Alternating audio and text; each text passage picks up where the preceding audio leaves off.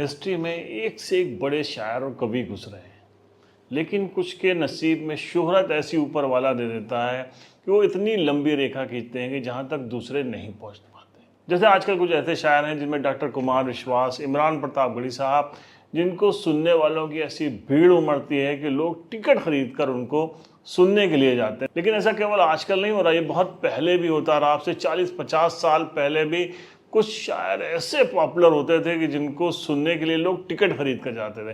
آج ہم ایسے شاعروں کی لسٹ لے کر آئے ہیں جنہوں نے اپنے وقت میں غضب ڈھا دیا ہے۔ سب سے پہلے نمبر پہ ہیں، وہ شروعات آپ کریں۔ نمبر 1 پہ ہیں جگر مراد آبادی۔ جی ہاں، جگر صاحب سب کے جگر میں اتر جانے والے شاعر، سب کے پسندیدہ شاعر، اور اتنے زیادہ فیمس تھے، اتنی مقبولیت حاصل تھی ان کو کہ جگر صاحب کا اگر نام آ جاتا تو لوگ 100-200 کلومیٹر سے، اور اس زمانے میں جرنی کرنا کتنا مشکل ہوتا تھا، لیکن جگر صاحب کو سننے کے لیے لوگ پہنچ جایا کرتے۔ نمبر 2 پہ ڈاکٹر سہائے فراق گورکھپوری۔ جی ہاں، کیا شاعر تھے! الہ آباد یونیورسٹی کے انگریزی کے پروفیسر اور اردو کے لاجواب شاعر۔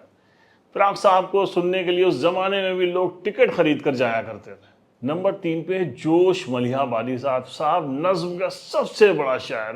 کیا بہترین شاعر تھے جوش صاحب، بہت زیادہ مقبول تھے اور مشاعروں کے اپنے زمانے کے وہ امیتابھ بچن تھے۔ نمبر 4 پہ شہنشاہ غزل، یعنی کہ خمار بارہ بنکی صاحب، ہر خاص و عام کے دل میں اتر جانے والا شاعر۔ اور خمار صاحب بھی اپنے وقت میں اتنے زیادہ پاپولر تھے کہ پوری دنیا میں خمار صاحب کو سننے والوں کی بھیڑ امڑتی تھی، لوگ ٹکٹس خرید کر خمار صاحب کو سننے جاتے تھے۔ نمبر 5 پہ ہیں مجروح سلطان پوری۔ مجروح صاحب سوچئے، وہ راج کپور، شنکر جے کشن، مکیش صاحب، ایک وہ ٹیم، اس کے بعد مشاعروں میں بھی آ کے اتنا ہی پاپولر ہونا، یہ مجروح سلطان پوری تھے۔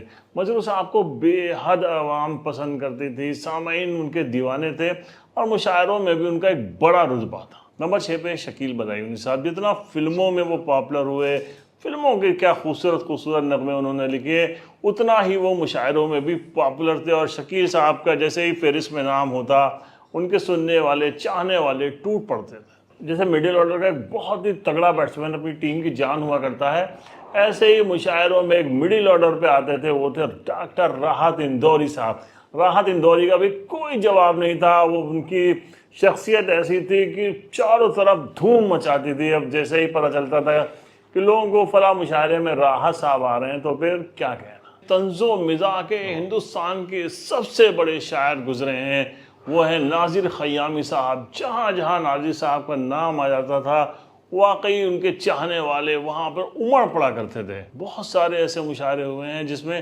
ٹکٹ خرید کر لوگ ناظر خیامی صاحب کو سننے پہنچے۔ نمبر 9 پہ ہیں غزل کے بہترین شاعر، عالمی شہرت یافتہ ڈاکٹر بشیر بٹ صاحب۔ جی ہاں، بہت ہی زیادہ پاپولر تھے ڈاکٹر صاحب، اور ڈاکٹر صاحب کے خاص سولو شو تک ان کے ہوئے تھے، اور ان کو سننے کے لیے لوگ مہنگے مہنگے ٹکٹس خریدتے تھے۔